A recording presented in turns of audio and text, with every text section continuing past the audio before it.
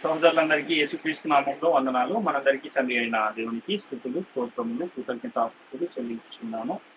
ప్రియమైన దేవుని వారలారా, మనం ఈరోజు పరిశుద్ధ గ్రంథం నుండి ధర్మశాస్త్రము అనే శీర్షికలో అనేకమైన అంశాలను పరిశీలిస్తున్నాం కనుక ఈరోజు ఇంకొక అంశాన్ని అదే శీర్షికలో పరిశీలించే ప్రయత్నం చేద్దాం. అయితే ఈరోజు అంశం పేరేంటంటే ధర్మశాస్త్రము యొక్క శాపము నుండి ఇశ్రాయేలీయులను విమోచించుటకు యేసుక్రీస్తు ఏం చేశాడు అన్న అంశాన్ని మనం ఈరోజు పరిశీలించే ప్రయత్నం చేద్దాం. అయితే ఇంతకు మునుపే మనము యేసుక్రీస్తు వారు పాపులను వెదికి రక్షించుటకి లోకానికి వచ్చాడు కనుక పాపాన్ని తీసివేయడానికి వచ్చిన యేసుక్రీస్తు ఏం చేస్తే పాపాన్ని తీసివేయగలడు అన్న అంశాన్ని కూడా మనం నేర్చుకున్నాం. అదేవిధంగా ధర్మశాస్త్రమునకు వేరుగా బయలుపరచబడుతున్న దేవుని నీతి ఏది అన్న అంశాన్ని కూడా గత వారం మనం పరిశీలన చేశాం. ఈరోజు ధర్మశాస్త్రము యొక్క శాపము నుండి ఇశ్రాయేలీయులను విమోచించుటకు యేసుక్రీస్తు ఏం చేశారు అన్న అంశాన్ని మనం ఈరోజు పరిశీలించే ప్రయత్నం చేద్దాం పిల్లలు.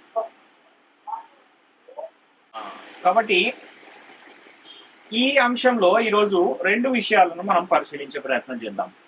అయితే ఒకటేమో ధర్మశాస్త్రం యొక్క శాపము నుండి విమోచించడానికి యేసుక్రీస్తు వారు ఏం చేశారనేది ఒకటైతే, ధర్మశాస్త్రం యొక్క శాపము నుండి విమోచింపబడడానికి ఇశ్రాయేలీయులు ఏం చేశారు, అసలు ఏం చేస్తే వాళ్ళు ధర్మశాస్త్రం యొక్క శాపము నుండి విమోచింపబడగలరు అన్న ఈ రెండు విషయాలను ఈరోజు మనము పరిశీలించే ప్రయత్నం చేద్దాం పిల్లలు. అయితే అసలు ఈ ధర్మశాస్త్రం ఎవరికి ఇవ్వబడింది అని మనం ఆలోచిస్తే, ఈ ధర్మశాస్త్రం అనేది ఇశ్రాయేలీయులకు ఇవ్వబడింది అని అనేకమైన లేఖన సాక్ష్యాలు మనకు పరిశుద్ధ గ్రంథంలో కనపడుతుంటాయి. అయితే ధర్మశాస్త్రం యొక్క శాపము నుండి విమోచించడానికి యేసుక్రీస్తు వారు ఏం చేశారు, ఇశ్రాయేలీయులు ఏం చేశారు అనే ఈ రెండు విషయాలను మనము పరిశీలన చేద్దాం. అయితే దేవుడు మోషే ద్వారా ఇశ్రాయేలీయులకు ధర్మశాస్త్రాన్ని ఇచ్చాడు. ఆ ఇశ్రాయేలీయులకు ఇవ్వబడిన ఈ ధర్మశాస్త్రం ఎలాంటిది అంటే, దాని యొక్క ఔన్నత్యం ఎలాంటిది అంటే, అది మంచిది, శ్రేష్టమైనది, ఉన్నతమైనది, యథార్థమైనది, సత్యము గలది, జ్ఞాన సత్య స్వరూపమైనది అని పరిశుద్ధ గ్రంథం తెలియజేస్తుంది.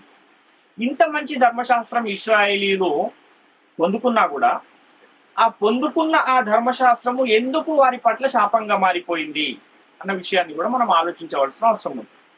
ఎందుకని అది వారి పట్ల అది శాపంగా మారిపోయింది అంటే, ఏ ఒక్కరు కూడా ధర్మశాస్త్రాన్ని అనుసరించే పరిస్థితులు లేవు, ఎవరు కూడా అనుసరించట్లేదు దాన్ని, కనుక వారి పట్ల అది శాపంగా మారిపోయిన పరిస్థితి మనకు కనపడుతుంది. ఎందుకంటే ధర్మశాస్త్రాన్ని అనుసరించి వారినేమో ధర్మశాస్త్రము నీతిమంతులుగా తీరిస్తే, ఎవరైతే ధర్మశాస్త్రాన్ని అతిక్రమిస్తున్నారో వారు శాపగ్రస్తులుగా తీర్చబడుతున్నారు అని పరిశుద్ధ గ్రంథం చాలా స్పష్టంగా తెలియజేస్తుంది. ఈ ధర్మశాస్త్రానికి ఉన్న స్వభావం ఏంటి అని మనం ఆలోచిస్తే, పాపం అంటే ఏంటో తెలియజేస్తుంది ధర్మశాస్త్రము తప్ప పాపాన్ని తీసివేసే బలము ధర్మశాస్త్రములో లేదు అని కూడా మనం ఇదివరకే అనేక లేఖనాలను పరిశీలించాం. రోమాపత్రిక 3వ అధ్యాయం 20వ వచనంలో కూడా అదే విషయాన్ని ప్రస్తావిస్తున్నారు పౌలు గారు. అంటే పాపం అనగా ఎట్టిదో తెలియజేసే ఒక పనే ధర్మశాస్త్రం చేస్తుంది తప్ప ధర్మశాస్త్రము పాపాన్ని తీసివేసే శక్తి ధర్మశాస్త్రానికి లేదు. ఒక మనిషి శరీరంలో ఉన్న రోగాన్ని ఎలాగైతే ఒక డాక్టర్ గారు రాసినప్పుడు ఆ టెస్ట్ ఎంత పరిమాణంలో రోగం ఉందో మాత్రమే తెలియజేస్తుందో, అదే విధంగా ధర్మశాస్త్రం అనేది పాపం అంటే ఏంటి, పాపం అంటే ఏది అనే విషయాన్ని తెలియజేస్తుంది. ఎంత పరిమాణంలో వీళ్ళు పాపం చేస్తున్నారు అన్న విషయాన్ని మాత్రమే తెలియజేసేదిగా ధర్మశాస్త్రం మనకు కనపడుతుంది. మరి ఇశ్రాయేలీయులు ధర్మశాస్త్రాన్ని అనుసరించారా, అతిక్రమించారా అని దాన్ని కూడా మనం పరిశీలిస్తే అనేకమైన లేఖనాలు మనకు కనబడతాయి. అపోస్తుల కార్యాల్లో 7వ అధ్యాయంలో స్టెఫెన్ గారు, మీరు దేవదూతల ద్వారా సిద్ధపరచబడిన ధర్మశాస్త్రం మీరు పొందితిరి కానీ దానిని మీరు అనుసరించరు అని ఆయన అక్కడ స్టెఫెన్ గారు చెబుతున్నారు. యేసుక్రీస్తు వారు కూడా యోహాను సువార్త 7:19లో ధర్మశాస్త్రాన్ని అయితే మీరు పొందారు కానీ ఎప్పుడూ మీరు దానిని గైకొనరు అని యేసుక్రీస్తు వారు కూడా చెబుతున్నారు. అంటే పాత నిబంధన చరిత్ర అంతా మనము పరిశీలన చేస్తే ఎక్కడా కూడా ఇశ్రాయేలీయులు ధర్మశాస్త్రాన్ని అనుసరించిన దాఖలాలు కనపడవు. అంటే వాళ్ళు దాన్ని అతిక్రమిస్తూనే వస్తున్నారు. అనేక మార్లు దాన్ని అతిక్రమించడం, దేవుణ్ణి మళ్ళా వేడుకోవటం, దేవుడు వారిని మరలా రక్షించడం, కాపాడటం, ఇలాంటి సన్నివేశాలే మనకు అనేకము కనపడుతూ ఉంటాయి. అయితే ఈ ఎవరు ఇశ్రాయేలీయులను పాపం అనే చెరలో బంధించారు అంటే, ధర్మశాస్త్రం అనేది అందరినీ పాపం అనే చెరలో బంధించింది అని గల్తీ పత్రిక 3వ అధ్యాయం 23వ వచనం మనకు 22వ వచనం మనకు తెలియజేస్తుంది. లేఖనము అందరినీ పాపంలో బంధించెను. ఇలాంటి పరిస్థితులు భూమి మీద ఉన్నప్పుడు ధర్మశాస్త్రము వలన పాపం అనే చెరలో బంధించబడిన వారిని, అంటే ఇశ్రాయేలీయులను విమోచించడానికి యేసుక్రీస్తు వారి లోకానికి వచ్చారు. ఎందుకు ఇశ్రాయేలీయులను విడిపించడానికి, విమోచించడానికి వచ్చారని చెబుతున్నాము అని అంటే, అసలు ధర్మశాస్త్రం ఇచ్చిందే ఎవరికి అంటే ఇశ్రాయేలీయులకు మాత్రమే. ధర్మశాస్త్రంతో నేడున్న క్రైస్తవులకు ఎలాంటి సంబంధము లేదు. అసలు అది వాళ్ళకి ఇచ్చిందే కాదు అన్న విషయాన్ని మొదట మనం గ్రహించాలి. కాబట్టి ఆ ధర్మశాస్త్రానికి లోబడి ఉన్న ఇశ్రాయేలీయులను విమోచించడానికి యేసుక్రీస్తు వారు ఈ లోకానికి వచ్చారు. మరి ధర్మశాస్త్రము యొక్క శాపము నుండి ఇశ్రాయేలీయులను విమోచించడానికి వచ్చిన యేసుక్రీస్తు వారు ఏం చేశారు అన్న విషయాన్ని మనం ఈరోజు పరిశీలిద్దాం. అయితే గలతీ పత్రిక 4వ అధ్యాయంలో 4-5 వచనాలు మనం చూస్తే, అయితే కాలము పరిపూర్ణమైనప్పుడు దేవుడు తన కుమారుని పంపెను, ఆయన స్త్రీ యందు పుట్టి మనము దత్తపుత్రులము కావాలనని ధర్మశాస్త్రమునకు లోబడి ఉన్న వారిని విమోచించుటకై ధర్మశాస్త్రమునకు లోబడిన వాడు ఆయను అని ఇక్కడ మనకు ఒక లేఖనం కనబడుతుంది. అంటే కాలం పరిపూర్ణమైనప్పుడు ఏం చేశాడు దేవుడు? తన సొంత కుమారుని పంపించాడు. ఆయన స్త్రీ యందు పుట్టి ధర్మశాస్త్రమునకు లోబడి ఉన్న వారిని విమోచించడానికి ఆయన ధర్మశాస్త్రానికి లోబడిన వాడయ్యాడు అని ఇక్కడ మనకు కనబడుతుంది లేఖనం. అంటే ఏ కాలము పరిపూర్ణమైనప్పుడు దేవుడు తన కుమారుణ్ణి లోకానికి పంపాడు అన్న ఆ విషయాన్ని కూడా మనం ఆలోచిస్తే, ఈ ధర్మశాస్త్రము రాకముందే అబ్రహాము గారికి దేవుడు ఒక వాగ్దానం చేశాడు. ఏంటంటే, నీ సంతానము వలన భూమి యొక్క సమస్త వంశములు ఆశీర్వదించబడును అన్న ఒక వాగ్దానాన్ని అబ్రహాము గారికి దేవుడు చేశాడు. ఆ వాగ్దాన కాలము ఎప్పుడైతే పరిపూర్ణమైందో అప్పుడు దేవుడు తన కుమారుణ్ణి లోకానికి పంపించాడు అన్న విషయాన్ని మనం ఇక్కడ గమనించే వారమై ఉన్నాం. ఎందుకంటే ఏదైతే ఆ వాగ్దానము అబ్రహాము గారికి దేవుడు చేశాడు, ఆదికాండము 12:3లోను, ఆదికాండము 18:18లోను ఒకసారి, మళ్ళీ ఆదికాండము 22:18లో ఒకసారి, 3 సార్లు అబ్రహాము గారికి దేవుడు ఒకే వాగ్దానాన్ని చేసిన సందర్భాలు మనకు కనపడతాయి. మళ్ళీ ఇస్సాకు గారితో కూడా అదే వాగ్దానాన్ని చేసిన ఇంకొక సందర్భం కూడా మనకు ఆదికాండం 26వ అధ్యాయం 4వ వచనంలో కనపడుతుంది. మళ్ళా ఇస్సాకు గారి కుమారుడైన యాకోబు గారితో కూడా మరలా అదే వాగ్దానాన్ని దేవుడు చేసినట్టుగా ఆదికాండం 28వ అధ్యాయం 14వ వచనంలో మనకు ఇంకొక లేఖనం కనబడుతుంది. కాబట్టి ఈ ఎవరు ఈ వాగ్దాన సంతానము అని మనం ఆలోచిస్తే, గల్తీ పత్రిక 3వ అధ్యాయం 16 ప్రకారం యేసుక్రీస్తు వారే అబ్రహాము గారికి గాని, ఇస్సాకు గారికి గాని, యాకోబు గారికి గాని చేసిన ఆ వాగ్దాన సంతానము.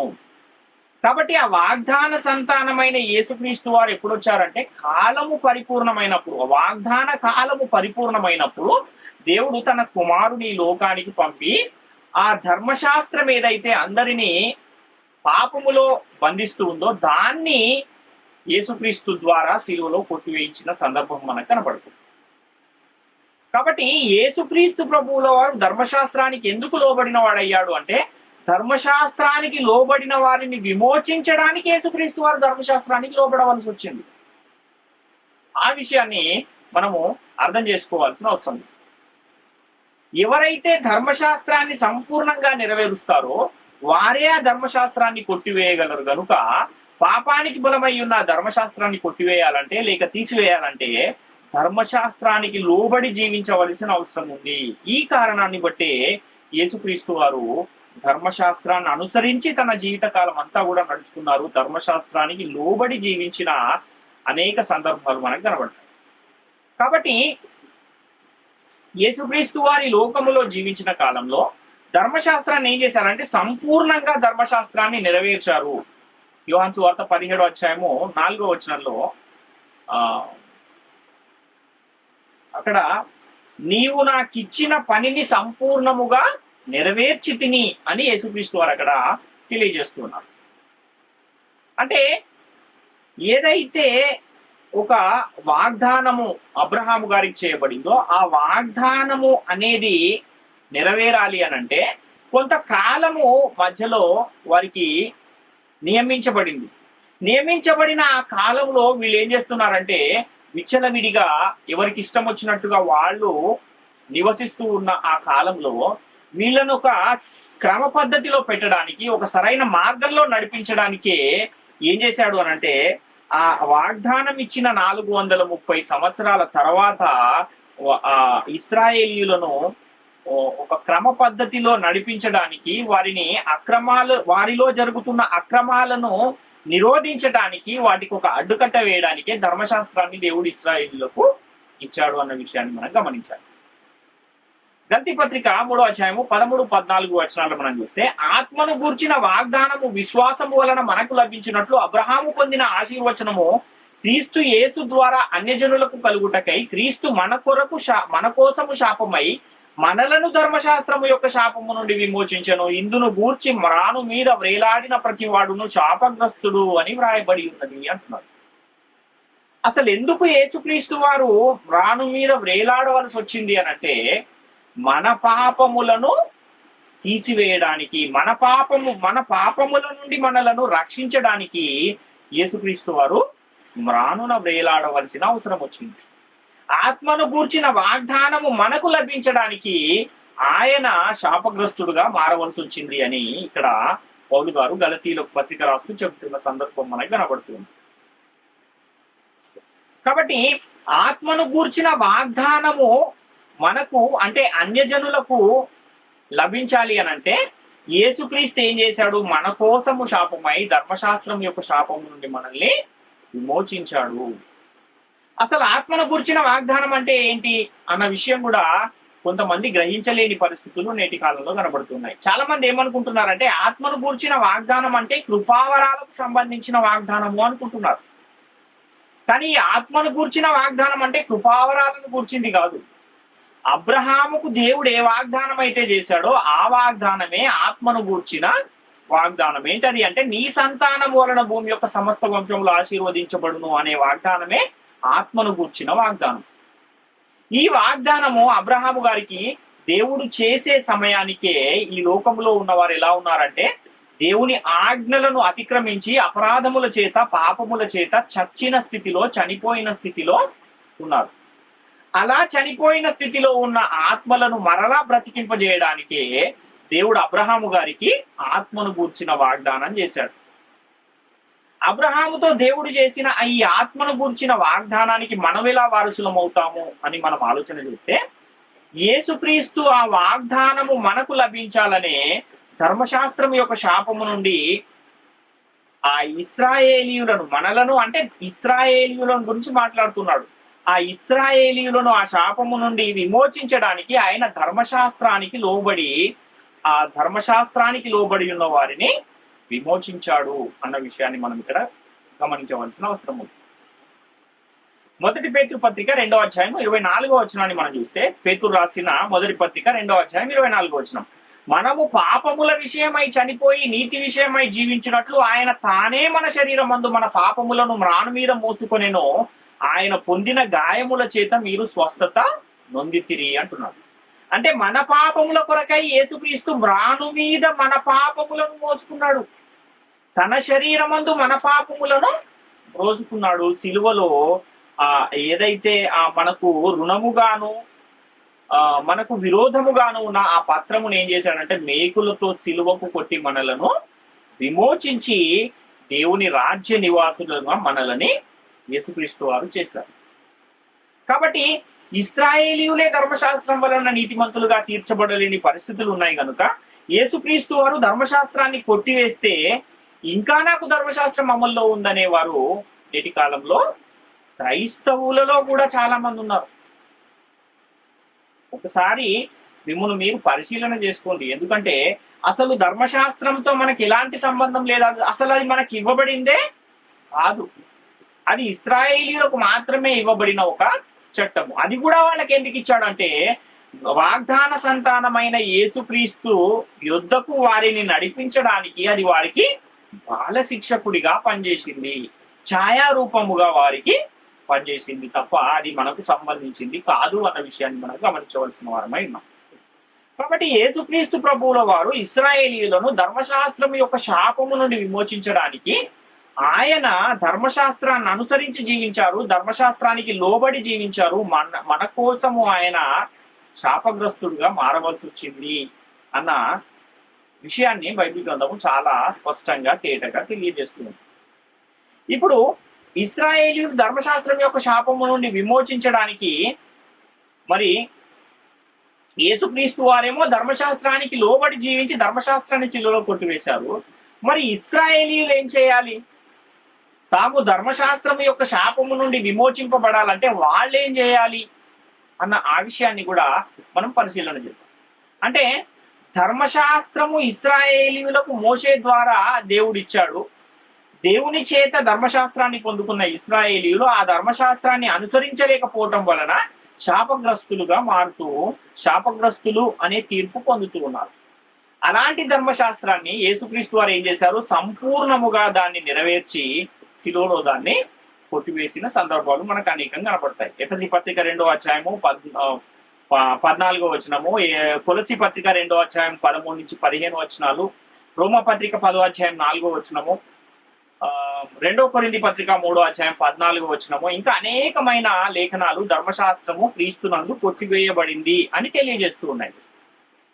కాబట్టి ఆ ధర్మశాస్త్రము అనేది కొట్టివేయబడిన తర్వాత మరి లోకంలో ఉన్న ప్రజలు ఎలా నడుచుకోవాలి అన్న ఆ ప్రశ్న కూడా ఆ కాలంలోనే వచ్చింది. దానికి ఏం చెబుతూ ఉన్నాడంటే, అంతకంటే శ్రేష్టమైన నిరీక్షణ దాని వెంట ప్రవేశపెట్టబడెను. అంటే దాని వెంట అంటే ధర్మశాస్త్రము వెంట దాది ప్రవేశపెట్టబడింది. కాబట్టి ఆ శ్రేష్టమైన నిరీక్షణను అనుసరించి నేటి కాలంలో ఎవరైనా సరే క్రీస్తును ప్రభువుగా అంగీకరించి బాప్తిస్మం పొందిన వారందరూ కూడా ఆ శ్రేష్టమైన నిరీక్షణను అనుసరించి జీవించవలసిన అవసరం ఉంది అన్న విషయాన్ని గమనించాలి. కాబట్టి ఈ ధర్మశాస్త్రానికి వేరుగా దేవుని నీతి అనేది బయలుపరచబడింది. అదే అంతకంటే శ్రేష్టమైన నిరీక్షణ అన్న విషయాన్ని మనం గమనించాలి. కాబట్టి ఈ శ్రేష్టమైన నిరీక్షణ దగ్గరికి మనం రావాలన్నా, క్రీస్తు ద్వారా నీతిమంతులుగా తీర్చబడాలన్నా, విశ్వాసము ద్వారా నీతిమంతులుగా తీర్చబడాలన్నా, అబ్రహాముకు దేవుడు చేసిన వాగ్దానానికి మనం వారసులం అవ్వాలన్నా, ఆ వాగ్దానాన్ని మనం స్వతంత్రించుకోవాలన్నా మనము ఏం చేయాలి? పౌలు గారు ఏం చేశానని చెబుతున్నాడు. ఈ శ్రేష్టమైన నిరీక్షణ దగ్గరికి రావడానికి గాని, క్రీస్తు ద్వారా నీతిమంతులుగా మారడానికి గాని, విశ్వాసము ద్వారా నీతిమంతులుగా మారడానికి గాని పౌలు గారు ఏం చేశారు? అసలు ఆయన ఇశ్రాయేలీయులకు మీరు ఏం చేయాలని బోధిస్తున్నాడు అన్న ఆ విషయాన్ని కూడా మనం చూడగలిగితే, గలతీలకు రాసిన పత్రిక 2వ అధ్యాయం 19వ వచనంలో పౌలు గారు ఈ విధంగా తెలియజేస్తున్నారు. నేనైతే దేవుని విషయమై జీవించు నిమిత్తము ధర్మశాస్త్రము వలన ధర్మశాస్త్రము విషయమై చచ్చిన వాడనైతిని అంటున్నాడు. అంటే దేవుని విషయమై జీవించాలంటే నీవేం కావాలంటున్నాడు? ధర్మశాస్త్రము విషయమై చనిపోవాలి అని చెబుతున్నాడు ఆయన. నేనైతే చనిపోయాను. దేని విషయంలో? ధర్మశాస్త్రం విషయంలో. ఎందుకు? దేవుని విషయమై నేను జీవించాలి అంటే ధర్మశాస్త్ర విషయంలో నేను చనిపోవాలి కనుక నేను చనిపోయాను, చచ్చిన వాడనైతిని అని చెబుతున్నారు పౌలు గారు. కాబట్టి నేటి కాలంలో ఎవరైనా సరే దేవుని విషయమై జీవించాలంటే ఏం చేయాలి? ఏం చేయవలసిన అవసరం ఉంది? ఇశ్రాయేలీయులైనా సరే, యూదులైనా సరే, గ్రీకు దేశస్థులైనా సరే, అన్యజనులైనా సరే, ఎవరైనా సరే ధర్మశాస్త్రము విషయంలో చనిపోయిన వారు అవ్వాల్సిన అవసరం ఉంది. చనిపోయిన వారి మీద చట్టం పనిచేస్తుందా అంటే పని చేయదు. అంటే పౌలేమో ధర్మశాస్త్ర విషయంలో నేను చనిపోయాను అంటుంటే, నేటి కాలంలో కొందరు మాకు ఇంకా ధర్మశాస్త్రం అమల్లోనే ఉంది అంటున్నారు. అంటే ధర్మశాస్త్రము విషయములో ఎలాంటి వాడు పౌలు అని అంటే, గమలీయేలు పాదముల యొద్ద ధర్మశాస్త్రాన్ని అభ్యసించిన వాడు.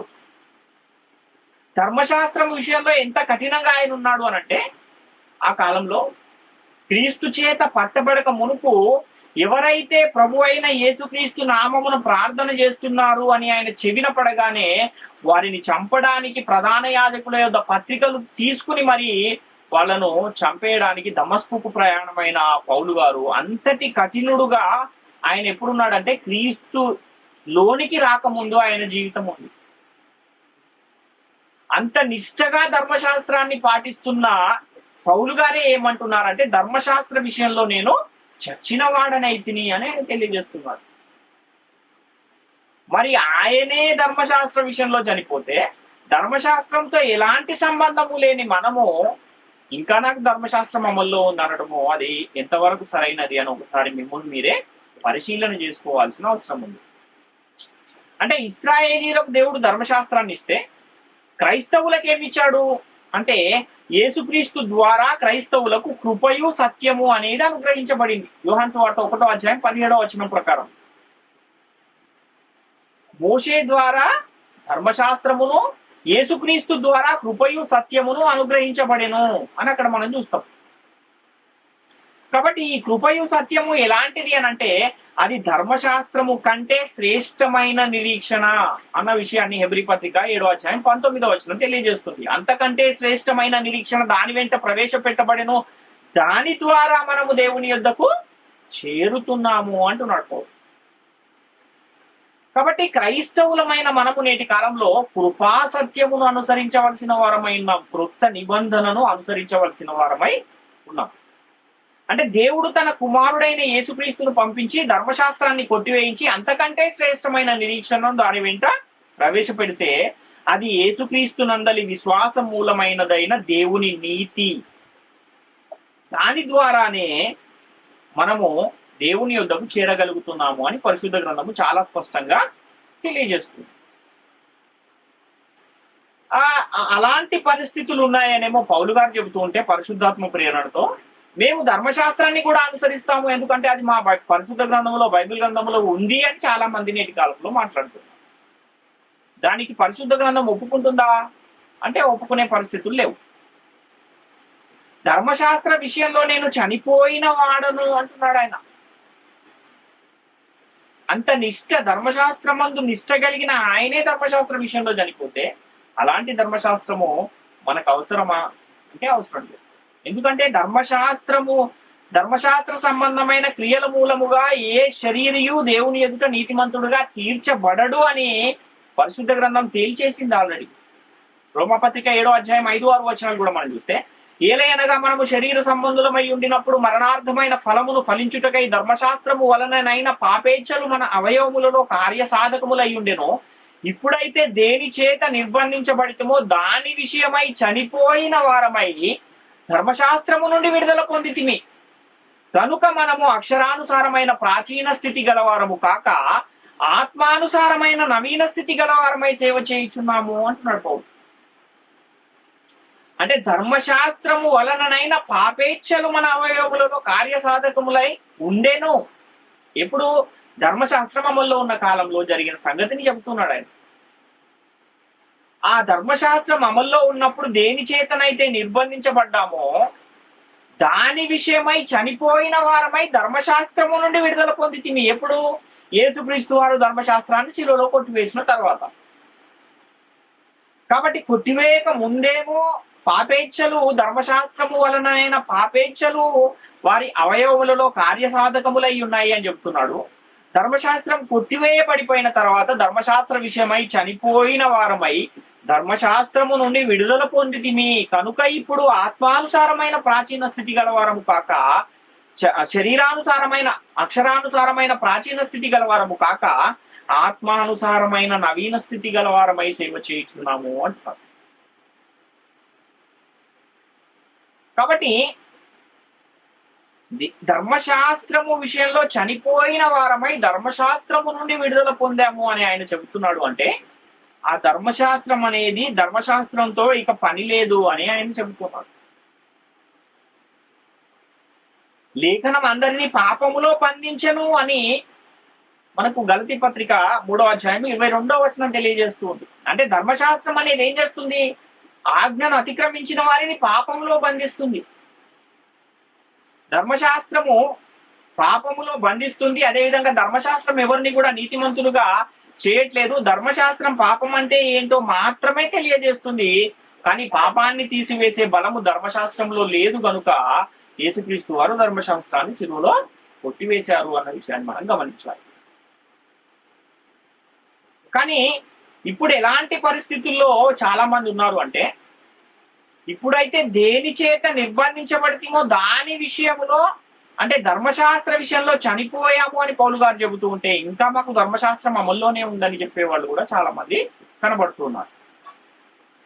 అంటే ఎవరికైతే ఆ ధర్మశాస్త్రం ఇవ్వబడిందో వారే మేము ధర్మశాస్త్రము నుండి విడుదల పొందాము అని చెప్తూ ఉంటే, ధర్మశాస్త్రంతో సంబంధమే లేని వారు క్రైస్తవులు అని చెప్పుకునే కొంతమంది మాకు ధర్మశాస్త్రం అమల్లోనే ఉంది అని చెప్పటము అది వాక్యానుసారమైనదేనా అని ఒకసారి తాము స్వపరిశీలన చేసుకోవాల్సిన అవసరం ఉంది.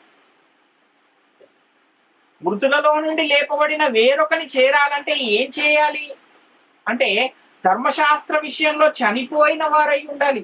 రోమపత్రిక 7వ అధ్యాయము 4వ వచనాన్ని మనం చూస్తే, కావున నా సహోదరులారా, మనము దేవుని కొరకు ఫలమును ఫలించినట్లు మృతులలో నుండి లేపబడిన క్రీస్తు అను వేరొకని చేరుటకై మీరును ఆయన శరీరము ద్వారా ధర్మశాస్త్ర విషయమై మృతులైతిరి అంటున్నారు. నేనే కాదు, మీరు కూడా క్రీస్తునే వేరొకని చేరాలంటే ముందు ధర్మశాస్త్ర విషయంలో మీరు మృతులవ్వాలి. మీరు మృతులైపోయారు ఆల్రెడీ అని ఇక్కడ పౌలు గారు తెలియజేస్తున్నారు. ఇక్కడ మృతులయ్యారంటే క్రీస్తు శరీరము ద్వారా ధర్మశాస్త్ర విషయంలో మృతులయ్యారు. కాబట్టి ఈ ధర్మశాస్త్రము అనేది ఏమయ్యింది అనంటే అది ఆల్రెడీ కొట్టివేయబడిపోయింది. యేసుక్రీస్తు వారే ధర్మశాస్త్రానికి సమాప్తి అయి ఉన్నారు అని లేఖనాలు తెలియజేస్తున్నాయి. మనము దేవుని కొరకు ఫలము ఫలించాలి అంటే, మృతులలో నుండి లేపబడిన వేరొకని యొద్దకు రావాలి అంటే ఏం చేయాలి అని పరిశుద్ధ గ్రంథం తెలియజేస్తుంది అనంటే ధర్మశాస్త్ర విషయంలో మృతులవ్వాలి అని తెలియజేస్తుంది. అందుకే పరిశుద్ధ గ్రంథం ఏం చెబుతుందంటే, ఇప్పుడైతే దేని చేత నిర్బంధించబడుతురో ఆ ధర్మశాస్త్ర విషయంలో చనిపోయిన వారం అయ్యాము అని పౌలు గారు తెలియజేస్తున్నారు. రోమపత్రిక 7వ అధ్యాయం 9వ వచనాన్ని కూడా చూస్తే, ఒకప్పుడు నేను ధర్మశాస్త్రము లేకుండా జీవించుచుంటిని గాని ఆజ్ఞ వచ్చినప్పుడు పాపమునకు మరలా జీవం వచ్చెను, నేనైతే చనిపోతిని అంటున్నాడు. అంటే ధర్మశాస్త్రము ఇంకా నాకు అమల్లో లేదు. మరి ఏది అమల్లో ఉంది అంటే అంతకంటే శ్రేష్టమైన నిరీక్షణ నాకు అమల్లో ఉంది, దాన్ని నేను అనుసరిస్తాను అని పౌలు గారు తెలియజేస్తున్నాను. ఒకప్పుడు ధర్మశాస్త్రం కలిగి ఉన్న ఇశ్రాయేలీలతోనే పౌలు గారు ఏం చెబుతున్నారు, మనము నీతిమంతులం అవ్వాలంటే క్రీస్తు రక్తము నందలి విశ్వాసము వలన నీతిమంతులుగా తీర్చబడతాం కానీ ధర్మశాస్త్రం వలన కాదు అని ఎవరితో చెబుతున్నాడు అంటే ధర్మశాస్త్రం ఎవరికైతే ఇవ్వబడిందో ఆ యూదులతో, ఆ ఇశ్రాయేలీలతోనే పౌలు గారు చెబుతూ ఉన్నారు. అందువలన మనం ధర్మశాస్త్ర విషయంలో చనిపోవాలి అని ధర్మశాస్త్రం ఎవరికైతే ఇవ్వబడిందో వారితోనే పౌలు గారు చెబుతున్న సందర్భం. కాబట్టి ధర్మశాస్త్ర విషయంలో జీవించే ఉన్నామనేవారు వాళ్ళు ఇంకా క్రీస్తు దగ్గరికి రానివారు. వారు క్రీస్తు యొద్దకు రావాలంటే ధర్మశాస్త్ర విషయంలో చనిపోవాల్సిన అవసరం ఉంది. ఎందుకంటే దేవుని ఎడలనున్న సరళత నుండి ఎలాగైనా తప్పించాలని అపవాది మొదటి నుండి కూడా ఆదాము అవ్వలను ఎలాగైతే వాడు కుయుక్తితో వారిని మళ్లించి వారి చేత ఆజ్ఞను అతిక్రమింపజేసి పాపులుగా చేశాడో, నేడు కూడా క్రీస్తు ఎడలనున్న సరళత నుండి, పవిత్రత నుండి అనేకులను తప్పించే ప్రయత్నం చేస్తూ అనేకులను నేటి కాలంలో నాశనానికి తీసుకువెళ్తూ ఉన్న పరిస్థితులు కనబడుతున్నాయి. ఫిలిప్పీ పత్రిక 3వ అధ్యాయము 9 నుంచి 11 వచనాలు మనం చూస్తే, క్రీస్తును సంపాదించుకుని ధర్మశాస్త్ర మూలమైన నా నీతిని కాక క్రీస్తునందలి విశ్వాసము వలననైన నీతి అనగా విశ్వాసమును బట్టి దేవుడు అనుగ్రహించు నీతి గలవాడనై ఆయన యందు అగుపడు నిమిత్తమును ఏ విధము చేతనైనను మృతులలో నుండి నాకు పునరుత్థానము కలగవలెనని ఆయన మరణ విషయంలో సమాన అనుభవం గలవాడనై ఆయనను ఆయన పునరుత్థాన బలమును ఎరుగు నిమిత్తమును ఆయన శ్రమలలో పాలివాడనగుట ఎట్టిదో ఎరుగు నిమిత్తమును సమస్తమును నష్టపరుచుకుని వాటిని పెంటతో సమానముగా ఎంచుకొనుచున్నాను అని పౌలు గారు చెప్తున్నారు. అంటే మృతులలో నుండి పునరుత్థానం కావాలంటే ఏం అవ్వాల్సిన అవసరం ఉంది? ధర్మశాస్త్ర సంబంధమైన నీతి దానికి పనికిరాదు. క్రీస్తునందలి విశ్వాస మూలమైన నీతి అనేది ఉంటేనే మృతులలో నుండి పునరుత్థానము కలుగుతుంది అని పౌలు గారు తెలియజేస్తున్నారు. కొలస్సీ పత్రిక 2వ అధ్యాయంలో కూడా 20 నుంచి 22 వచనాలు మనం చూస్తే, మీరు క్రీస్తుతో కూడా లోకము యొక్క మూల పాఠముల విషయమై మృతి పొందిన వారైతే లోకములో బ్రతుకుచున్నట్టుగా మనుషుల ఆజ్ఞలను పద్ధతులను అనుసరించుట చేత పట్టుకొనవద్దు, అనుసరించి చేత పట్టుకొనవద్దు, రుచి చూడవద్దు, ముట్టవద్దు అను విధులకు మీరు లోబడనేలా అవన్నీ వాడుకొనుట చేత నశించిపోవును అంటున్నారు. అంటే ఈ ఏవైతే ఈ ధర్మశాస్త్రములో ఉన్న ఆచారయుక్తమైన విధులు ఉన్నాయో అవన్నీ కూడా వాడుకొనుట చేత నశించిపోయేవి కనుక అలాంటివి మీరు నేటి కాలంలో అనుసరించవలసిన అవసరం లేదు అని ఇక్కడ పౌలు గారు చెబుతున్న పరిస్థితి. గల్తీ పత్రిక 5వ అధ్యాయం 16వ వచనాన్ని కూడా చూస్తే, నేను చెప్పున్నదేమనగా ఆత్మానుసారముగా నడుచుకునుడి, అప్పుడు మీరు శరీరేచ్ఛను నెరవేర్చరు. నేటి కాలంలో మనం ఎక్కడున్నామంటే ఆత్మచేత నడిపించబడే కాలంలో మనం ఉన్నాం. ఆత్మచేత నడిపించేవారు ధర్మశాస్త్రమునకు లోనైన వారు కారు, ధర్మశాస్త్ర విషయంలో చనిపోయిన వారు. ధర్మశాస్త్రం ఎలాంటిది అంటున్నాడు ఇంకా అంటే, ధర్మశాస్త్రం ఒక పులిపిండి లాంటిది. కొంచెము పులిపిండి అయినను ఏం చేస్తుందంటే ముద్దంతయు పులియజేయును అని తెలియజేస్తున్నారు. గల్తీ పత్రిక 5వ అధ్యాయం 9వ వచనంలో పులిసిన పిండి కొంచెమైనను ముద్దంతయు పులియజేయును అంటున్నారు. ఏంటి ఇంతకీ పులిసిన పిండి అంటే అని మనం ఆలోచిస్తే, ధర్మశాస్త్రాన్ని పులిసిన పిండితో పోల్చి పౌలు గారు చెబుతున్న సందర్భం మనకు కనబడుతుంది. 1 కొరింథీ పత్రిక 5వ అధ్యాయం 6-7 వచనాలు చూస్తే, మీరు అతిశయపడుట మంచిది కాదు, పులిసిన పిండి కొంచెమైనను ముద్దంతయు పులియజేయునని మీరు ఎరుగరా, మీరు పులిపిండి లేనివారు కనుక క్రొత్త ముద్ద అవుటకాయ ఆ పాతదైన పులిపిండిని తీసి పారవేయడి. అంతేకాక క్రీస్తు అను మన పస్కా పశువు వధింపబడెను అంటున్నాడు. అంటే క్రీస్తు యొద్దకు మీరు రావాలంటే దేన్ని విడిచిపెట్టాలి? ధర్మశాస్త్రాన్ని విడిచిపెట్టాలి.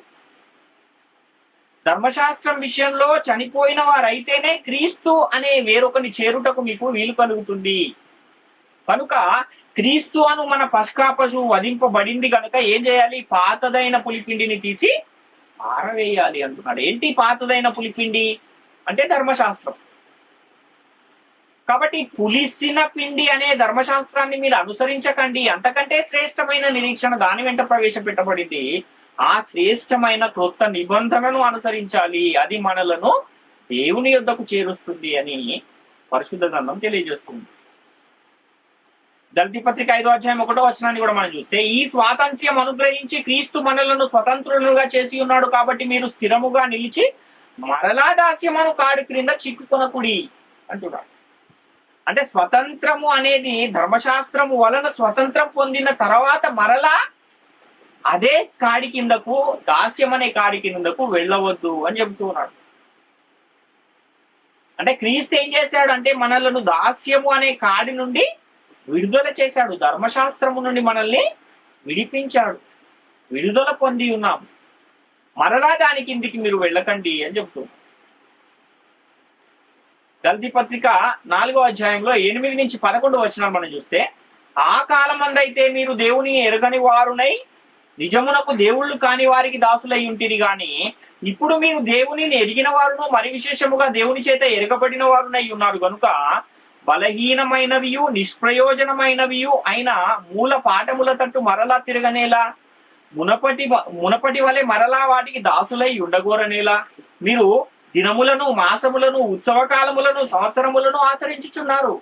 మీ విషయమై నేను పడిన కష్టము వ్యర్థమైపోవునేమో అని మిమ్మల్ని గూర్చి భయపడుచున్నాను అంటున్నాడు. అంటే పాత నిబంధన కాలములో ఎలాగైతే దినములు, మాసములు, ఉత్సవ కాలములు, సంవత్సరములు ఆచరించారో దాని నుండి విడుదల పొందిన తర్వాత కూడా మరలా మీరు దానిని అనుసరించకూడదు అని చెప్తున్నాడు ఇక్కడ పౌలు. ఎందుకంటే నేను ఇంత మీకు బోధించిన తర్వాత కూడా మరలా మీరు వాటిని బోధిస్తే మీ విషయమై నేను పడిన కష్టమంతా ఏమైపోతుంది? వ్యర్థమైపోయే ప్రమాదం ఉంది అని ఆయన బాధపడుతూ ఉన్న పరిస్థితులు కనబడుతున్నాయి. కాబట్టి ఇశ్రాయేలీయులను గూర్చి ఇక్కడ పౌలు గారు ఏం చెబుతున్నారు అంటే, ఇప్పుడు మీకు ఇయ్యబడిన చట్టము ధర్మశాస్త్రము కాదు, ఇప్పుడు మీకు ఇయ్యబడిన చట్టం ఏది అని అంటే క్రొత్త నిబంధన చట్టము, దాన్ని మీరు అనుసరించాలి అని తెలియజేస్తున్నారు. ఇంకా మనం ఆలోచిస్తే 2వ యోహాను పత్రిక 1వ అధ్యాయము 9 నుంచి 11 వచనాలు మనం చూడగలిగితే, క్రీస్తు బోధయందు నిలిచి ఉండగా దానిని విడిచి ముందుకు సాగు ప్రతి వాడును దేవుని అంగీకరింపని వాడు, ఆ బోధయందు నిలిచి ఉండువాడు తండ్రిని కుమారుని అంగీకరించువాడు ఆ బోధయందు నిలిచి ఉండువాడు తండ్రిని కుమారుని అంగీకరించువాడు. ఎవడైనను ఈ బోధను తేక మీ యొద్దకు వచ్చిన ఎడల వానిని మీ ఇంట చేర్చుకునవద్దు, శుభమని వానితో చెప్పను వద్దు, శుభమని వానితో చెప్పువాడు వాని దుష్టక్రియలలో ఆలివాడగును అంటున్నాడు. అంటే క్రీస్తు బోధలోనే నిలిచి ఉండాలి అని ఇక్కడ చాలా స్పష్టంగా యోహాను గారు పత్రిక రాస్తూ తెలియజేస్తున్న సందర్భం. అంటే ధర్మశాస్త్రం అనేది ఇంకా అమల్లోనే ఉంది, దాన్ని కూడా అనుసరిస్తాను అని ఒకవేళ ఎవరైనా అంటే వారు ఎలాంటి వారు అంటే దేవుని అంగీకరింపని వారు అని తెలియజేస్తున్నారు. ఇంకా ధర్మశాస్త్ర బోధ ప్రకారం ఉన్నవారు తండ్రిని కుమారుని అంగీకరింపని వారు. అలాంటి వారికి ఏం లేదంటే నిత్య జీవం లేదు. ఎందుకంటే 17 యోహాను సువార్త 17వ అధ్యాయం 3వ వచనంలో అద్వితీయ సత్య దేవుడు అయిన నిన్నును నీవు పంపిన యేసుక్రీస్తును ఎరుగుటయే నిత్య జీవము అని అక్కడ తెలియజేస్తూ ఉన్నప్పుడు, ధర్మశాస్త్రము క్రిందనే నేను ఉన్నాను అంటే తండ్రిని కుమారుని నీవు అంగీకరించని వానివి గనుక నిత్య జీవమే లేని వానివి అని పరిశుద్ధ గ్రంథం హెచ్చరిస్తూ ఉంది. కాబట్టి నేటి కాలంలో క్రీస్తు బోధలోనే నిలిచి ఉండాలి. అదే ఆత్మ యొక్క నియమము, అదే అత్యధికమైన మహిమ గలదిగా శ్రేష్టమైన నిరీక్షణగా కనబడుతుంది. అందుకే ఏం చెబుతున్నాడంటే ఇవన్నీ తెలిసిన తర్వాత, ఇవన్నీ విన్న తర్వాత కూడా లేదు ఇంకా మాకు ధర్మశాస్త్రం అమల్లోనే ఉందని ఒకవేళ ఎవరైనా అంటే, అలాంటి వారు క్రీస్తులో నుండి బొత్తిగా వేరు చేయబడి ఉన్నారు, కృపలో నుండి తొలగిపోయి ఉన్నారు అని చెబుతున్నాడు. గలతీ పత్రిక 5వ అధ్యాయం 4వ వచనంలో, మీలో ధర్మశాస్త్రము వలన నీతిమంతులని తీర్చబడు వారెవరో వారు క్రీస్తులో నుండి బొత్తిగా వేరు చేయబడి ఉన్నారు, కృపలో నుండి తొలగిపోయి ఉన్నారు అంటున్నాడు. అంటే కృపలో నుండే తొలగిపోతే, క్రీస్తులో నుండే వేరు చేయబడిపోతే అలాంటి వారికి అసలు ఇంకా నిత్య జీవం అనేది ఉందా అంటే ఎలాంటి పరిస్థితుల్లోనూ లేదు, ఉండదు అన్న విషయాన్ని గమనించాలి. గలతీ పత్రిక 3వ అధ్యాయం 11వ వచనాన్ని కూడా చూస్తే, ధర్మశాస్త్రము చేత ఎవడును దేవుని ఎదుట నీతిమంతుడని తీర్చబడడను సంగతి స్పష్టమే, ఏలైనగా నీతిమంతుడు విశ్వాస మూలముగా జీవించును. విశ్వాసం అంటే ఏంటి అంటే క్రీస్తును గూర్చిన మాట. ఏ క్రీస్తును గూర్చిన మాట? మృతులలో నుండి తిరిగి లేపబడిన క్రీస్తును గూర్చిన మాటను విని ఆ వాక్యములో విశ్వాసం ఉంచి యేసుక్రీస్తును ప్రభు అని ఒప్పుకుని దేవుడు ఆయనను మృతులలో నుండి లేపాడని హృదయములో విశ్వసించి యేసుక్రీస్తు దేవుని కుమారునిగా అంగీకరించి యేసుక్రీస్తు నామములో ఎవరైతే బాప్తిస్మం పొందుతున్నారో వారు విశ్వాస మూలముగా జీవించువారు. కాబట్టి ఏదైతే ధర్మశాస్త్రము యొక్క శాపము నుండి విమోచించటానికి యేసుక్రీస్తు వారు ఏం చేశారు అని అంటే, ఆయన ధర్మశాస్త్రానికి లోబడి జీవించి ధర్మశాస్త్రాన్ని శిలువలో కొట్టివేశారు. మరి ఇశ్రాయేలీయులు ఏం చేయాలి అనంటే, వాళ్ళు ధర్మశాస్త్ర విషయంలో మృతులవ్వాల్సిన అవసరం ఉంది. ధర్మశాస్త్రం అనే దాస్యం, ధర్మశాస్త్రం అనే కాడి క్రిందకు, దాస్యం అనే కాడి క్రిందకు మరలా వెళ్ళకూడదు. ధర్మశాస్త్రం అనే దానికి యేసుక్రీస్తు వారు సమాప్తి అయి ఉన్నారు. రోమపత్రిక 10వ అధ్యాయం 4వ వచనం ప్రకారం. కాబట్టి ఈ ధర్మశాస్త్రము అనేది ఆల్రెడీ యేసుక్రీస్తు వారు సిలువలో కొట్టివేశారు కనుక ఆ ధర్మశాస్త్రముతో ఇక ఎవరికి కూడా పని లేదు. ఇశ్రాయేలీయులైనా, యూదులైనా, క్రైస్తవులైనా, అన్యజనులైనా ఎవరు కూడా ధర్మశాస్త్రాన్ని అనుసరించవలసిన అవసరం లేదు. నేటి కాలంలో ఎవరైనా అనుసరించాలి అని అంటే యేసుక్రీస్తు వారు పరలోకానికి వెళ్లి పరిశుద్ధాత్ముని పంపి పరిశుద్ధాత్ముని చేత యేసుక్రీస్తు వారి మాటలను అపోస్తలుల చేత బోధింపబడిన మాటలు ఏవైతే అపోస్తలుల కార్యాల గ్రంథం నుంచి మొదలుకుని ఉన్నాయో వాటిని నేటి కాలంలో సంఘము అనేది అనుసరించవలసిన అవసరం ఉంది అన్న విషయాన్ని గమనించాలి. కాబట్టి ధర్మశాస్త్రం వలన ఎవరు కూడా నీతిమంతులుగా తీర్చబడలేరు కనుక అది నేటి కాలంలో ఎవరికి కూడా అవసరం లేదు. ధర్మశాస్త్ర విషయంలో మృతులవ్వాల్సిన అవసరం ఉంది. నేటి కాలంలో అంతకంటే శ్రేష్టమైన నిరీక్షణను అనుసరించవలసిన అవసరం ఉంది అన్న విషయాన్ని ప్రతి ఒక్కరు కూడా గమనించాలి, గ్రహించాలి. కాబట్టి ప్రాముఖ్యమైన ఈ విషయాలన్నీ కూడా ప్రతి ఒక్కరు గమనించి గ్రహించి దేవుని కృపకు పాత్రులుగా ఉండాలని మిమ్మల్ని అందరినీ వేడుకొనిచు ఈ నా మాటలను ముగిస్తూ మనందరికీ వందనాలు.